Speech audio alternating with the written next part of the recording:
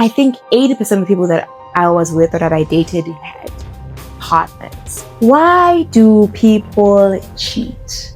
3 reasons why men cheat. 1. They're emotionally done with the relationship. 2. They cheat when they look for a way out of the relationship. And 3. They cheat when they are narcissists.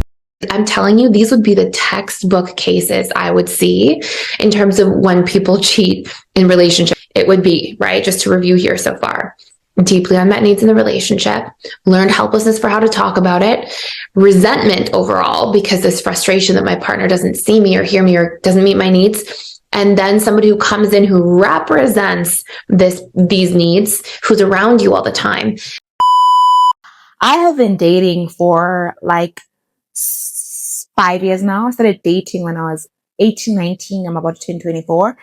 I've survived like 6 years. By dating, I mean like going on dates, talking stages and all of that. And I thought to myself, well, in all of that time, I think 80% of the people that I was with or that I dated had partners, right? And this is not going to be a video on like the moralities of cheating. This is not going to be a video on whether or not it's right or wrong. This is not even going to be a video about me just sort of just understanding why I do that. I think I'm going to make a video about like why people do that and why I particularly do that. But I think most of it is like fear of commitment. But I started thinking, why do people do that? And in this video, I want to tackle that. Hi, welcome to Let's Get Uncomfortable. My name is Netemba. I am an economist, and I also like to tackle issues that are on everyone's mind. And the issue that is on everyone's mind, well, I don't know if it's on everyone's mind recently, but it's on my mind, which is like, why do people cheat? And so I want to do a few things in this video, right? One, I want you to understand why I decided to tackle this issue. And then two, I want us to understand the psychology of it, cheating. I want us to look at the history of cheating, and I want us to look at the last one, which is there anything we can do about it? And that the answer to that is going to be surprising to everyone. Now, like I said, I felt like a personal need to understand this because if there's anything that I hate is not understanding behaviors and understanding why I do the things that I do. And I wanted to understand why I do the things that I do. But I was like, you know what? Understanding why I usually, and sometimes why I usually date men who are in relationships, sometimes knowingly, sometimes unknowingly, is going to be a difficult exercise.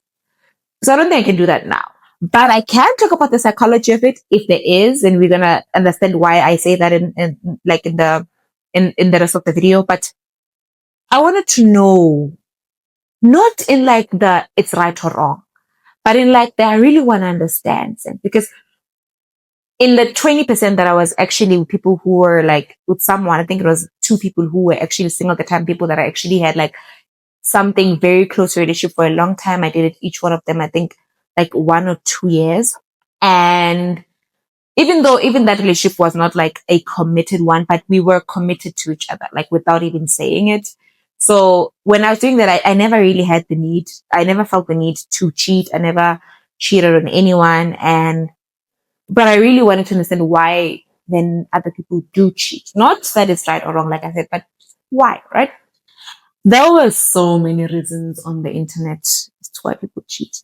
I was so disappointed to not find, like, I thought there was going to be like some study that showed that there is like how our neurons have, transmitted and whatnot. That's going to like how the neuroplasticity, there was nothing like that. So I have a few reasons, right, as to why people cheat. The first one is avoidance. People allegedly cheat because there is something wrong with the relationship that they're currently in, and instead of understanding and tackling that issue, they avoid it and they resort to finding someone else. And sometimes they are bored and they don't want to understand why they're bored and they hate being bored. So to avoid boredom, they start cheating. That sounds, I know, it sounds like painful to understand, the people to accept, but it's reason, right? You said you're going to understand the reason. So the first one is avoidance. The second one is excitement. Allegedly, there is something exciting about like stealing yourself in a relationship and, booking a hotel with like a married man, or a married man booking a hotel with like a 25-year-old. And we know that it's exciting because there are so many shows or movies that sort of, look into this kind of excitement, which is like, the cheating and whatnot. So we understand truly that it truly is exciting. We cannot fight that. We're not putting it on the morally right or wrong spectrum. We're just saying that people find it exciting. And I can sort of imagine why that would be the case, right? I really can. I'm like, well, I'm in this comfortable, safe relationship. So there's nothing that I need more, but there's this really hot guy at the office that I really want to try out. And you do that, and it's like, so there's nothing more to it except for excitement. The second reason. The third one, allegedly, is poor impulse control, which is sometimes you go to the club or you go out or like someone asks you out and you're like, well, I cannot control myself, so I'm just going to do it. Now, that's also another reason why people cheat. I think that all sort of aligns with excitement part of it. I don't know. The fourth one, which was one that I found really interesting, was validation.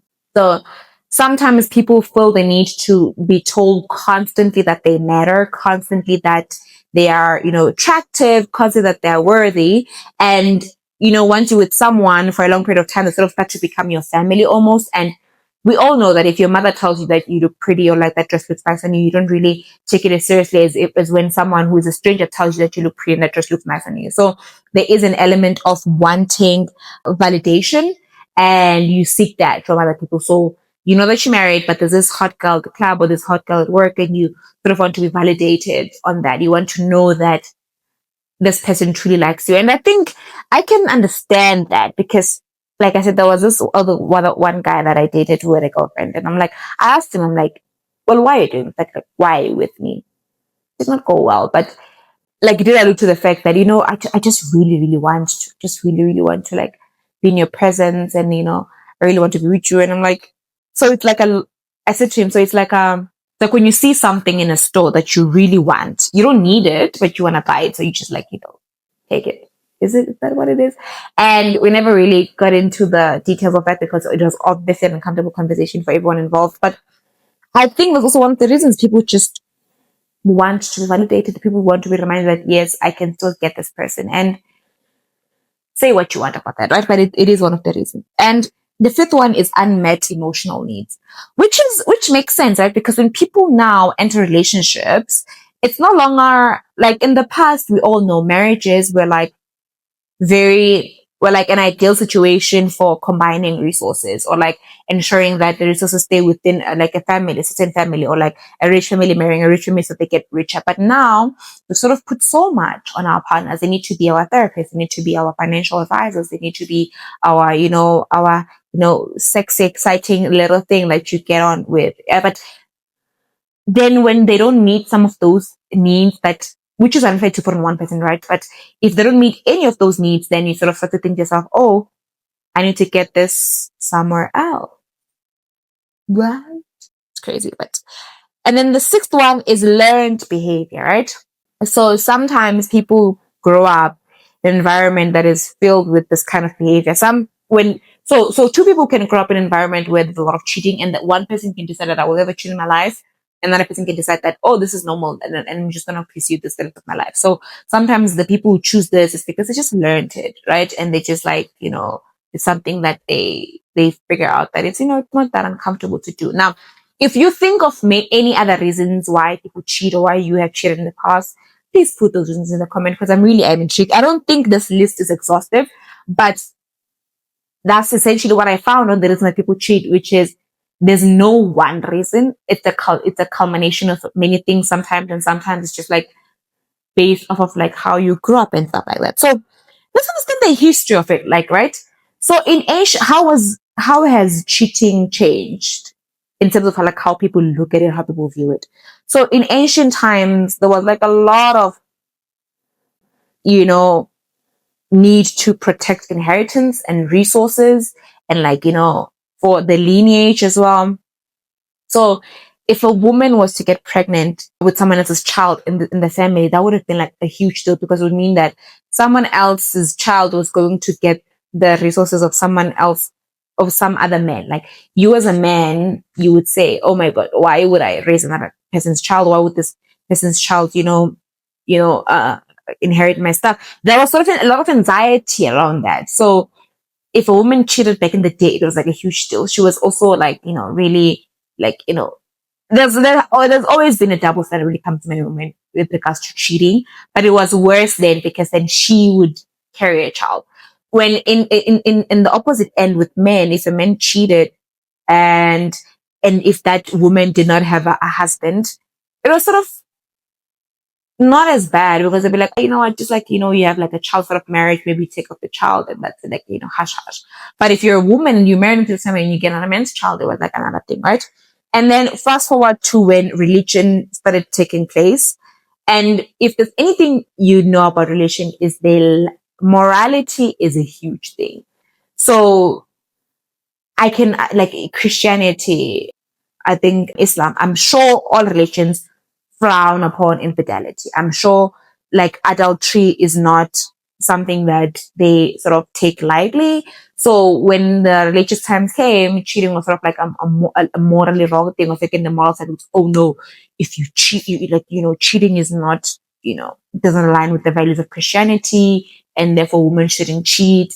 It was also like, then I think then during those times, there was sort of a little bit of a balance in of men and women cheating now, in a sense, because the models apply to anyone, as opposed to in the ancient times when they were sort of worried about, the heir and someone carrying the lineage. It was only focused on the woman cheating, right?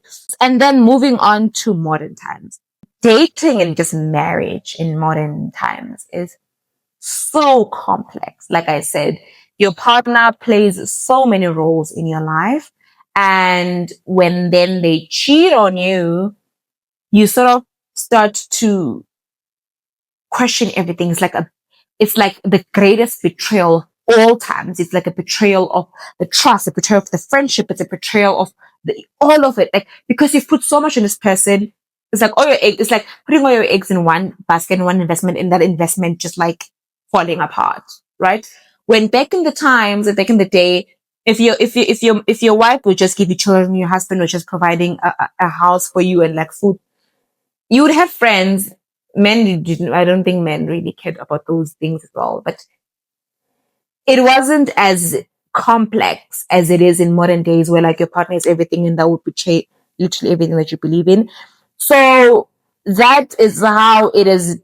Cheating has changed, and I want to also add to this, like, media and television, right? This cheating sometimes is even romanticized. I remember watching Scandal, and the president in that show, there was a president and there was a secretary, I think, of state. I don't know these roles in the US. And the president also obviously has a first lady, and this guy would cheat with this Olivia Pope. Olivia Pope, no, she was secretary of state. I think she was like a fixer, I think.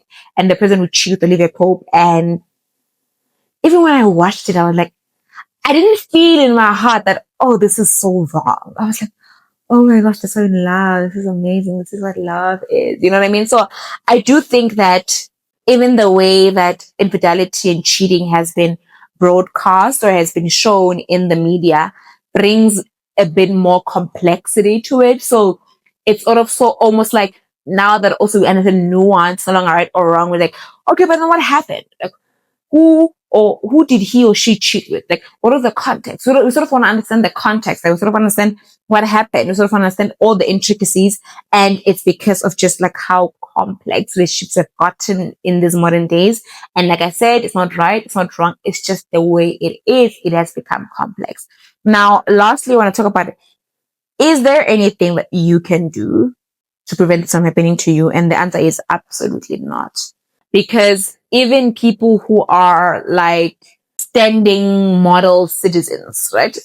Sometimes some things, life happens, shit happens, right? And you find yourself in situations that you never thought you would be in. And like I said, not right or wrong, we're just stating facts. And then you just cheat on your partner. And I've seen that play out so many times where people are in like this great relationship and they are perfect for each other. But one person is like a moment of weakness and they fall into it. And even with the relationship that I've spoken about, like sometimes like the guy would be hanging out with me and would be chatting, right? We're not dating and maybe having a second stage, and I can tell like he has a partner, but he wants to date me. And I'm like, And then I like to obviously like, tap into people's psyches. Like I really want to understand behaviors.